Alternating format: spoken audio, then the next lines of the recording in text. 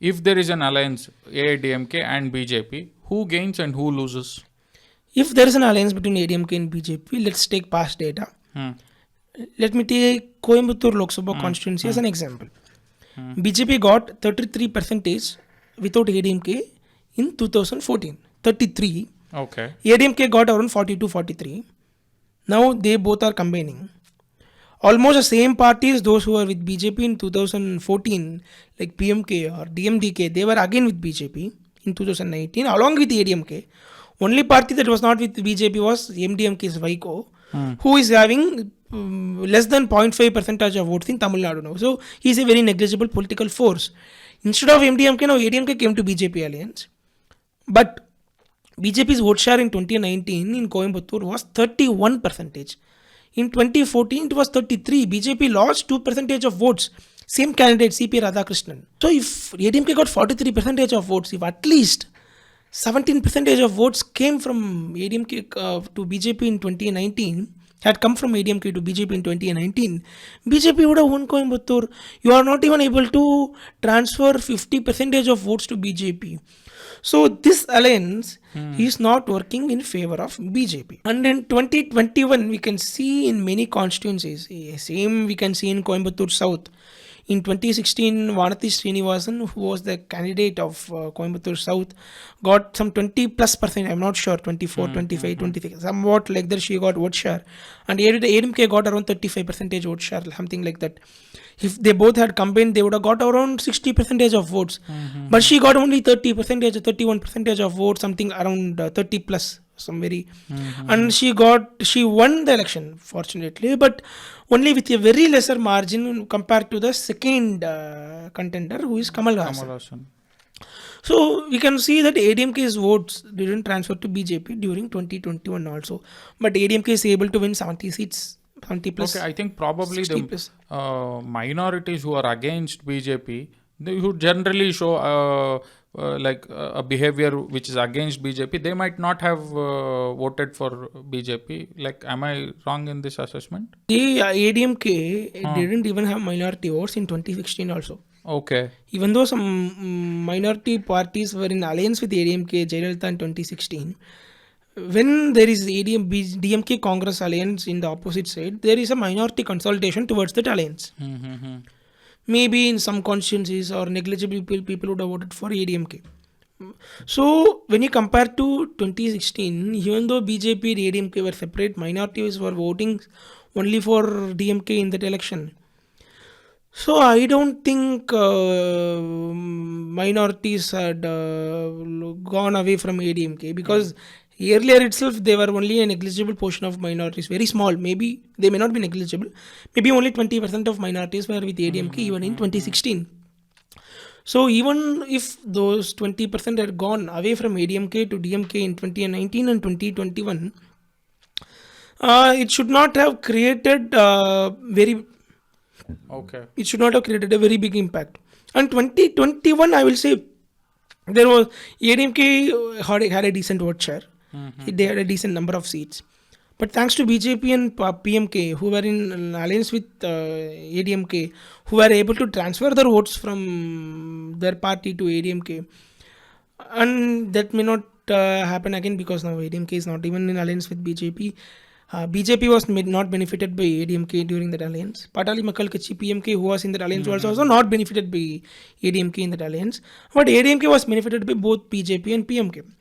We can say BJP's vote share is not 2-3%, some like that. Maybe they got 3% when they last contested alone in 2016. But the point is, BJP has nearly more than 20% of sympathizers and 25% of sympathizers in Tamil Nadu. And the potential BJP voters voted for Jayalalitha in 2016. It was the case in Tamil Nadu. They voted for Jayalalitha in 2011. They voted for Jayalalitha in 2006. It's something that's keep on happening in Tamil Nadu, because Jayalalitha is also seen as a soft Hindutva face in Tamil Nadu. Okay. But after the death of Jayalalitha, BJP didn't even contest a single election without ADMK alliance. So they were untested post Jayalalitha's death. We don't know how much percentage of votes had come back to BJP from Jayalalitha. Okay. So there are potential BJP voters who are voting for Jayalalitha because potential BJP voters basically they don't like DMK.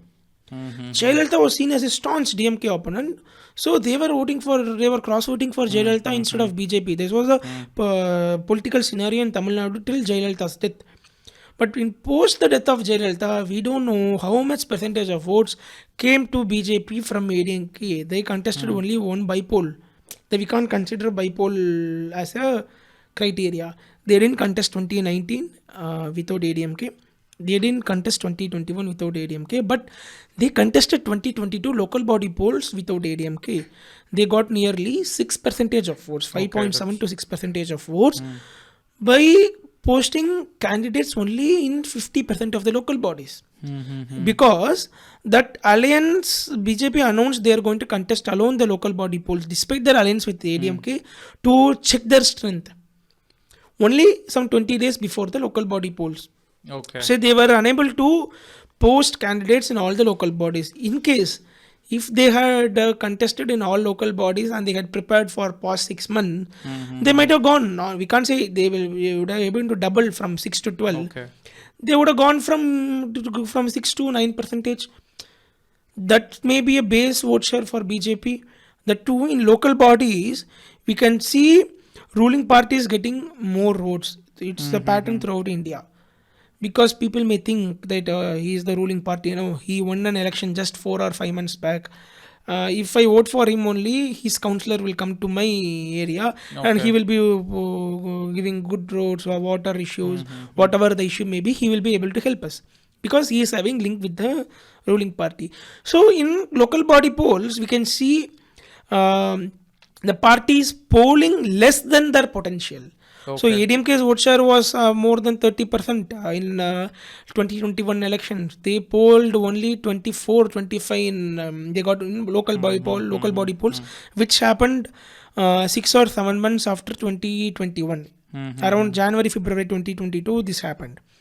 And similarly, Nam Tamil Party NTK, they got 6.8% in 2021, but they got only 2% in local body by polls.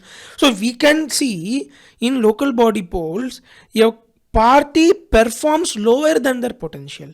Okay. So BJP when got in alliance. No, not about alliance. In generally, the opposition party, the party which is not in power, it gets only maybe 60% of their potential votes.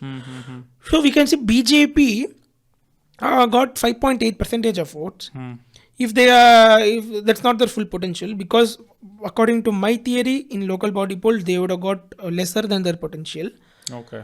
So their potential would be 8 to 9%, and they also didn't post candidates for all throughout constituencies.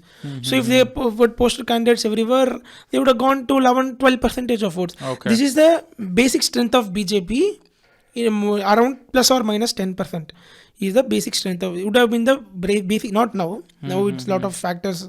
Annamalai's Padayatra, Annamalai's politics in last 3 years. Modi's face value had improved. That's what I told in previous question. So that would influence the voters. But BJP's base would have been around 10% if they had contested alone in 2021, because even in 2021 they were pretty famous. Even in 2019, that negative publicity had given a lot of fame for BJP. Let's say Modi was the Prime Minister candidate in 2019. AIADMK was not that strong. They were contesting, they were concentrating on bypolls because 20 constituencies faced bypoll along with 2019 Parliament Lok Sabha elections. Those bypolls were important for AIADMK to retain their government in state. So AIADMK didn't even concentrate on Lok Sabha polls. Okay. So AIADMK was very weak at the time. They didn't also concentrate. If BJP had contested alone, even though 90 out of 100 people had opposed Modi, 10 out of 100 might have voted for Modi, because BJP's alliance got 18% of votes in 2014 with some small other parties. But which means 18 out of 100 people accepted Modi in 2014. At least after all the hatred, at least 9 to 10 people would have accepted Modi in 2019 if BJP had contested alone. I feel BJP lost an opportunity to contest alone in 2019, also in 2021. And now with breaking away of AIADMK and BJP alliance, they are now having an opportunity to contest alone in 2024, where we have to wait and see what the vote they will get. I guess they will definitely cross 10 percentage. Okay. If That's they an form an interesting alliance, speculation. if they form their own alliance like 2014, they will get they got 18 percentage. They may replicate that vote share or may go little bit higher like 20 percentage for their full alliance. I'm not saying for Okay. BJP, for their full alliance, which is a very good vote share. Okay. But that depends on a lot of other factors, what work they are doing on ground, who is going to be a candidate. So these things will influence this. Okay. But what I'm saying, BJP's third front have the potential to reach 20 percentage. Okay. But we have to wait and see what's the strategy they adopt. Only that can decide what's the vote share they will reach.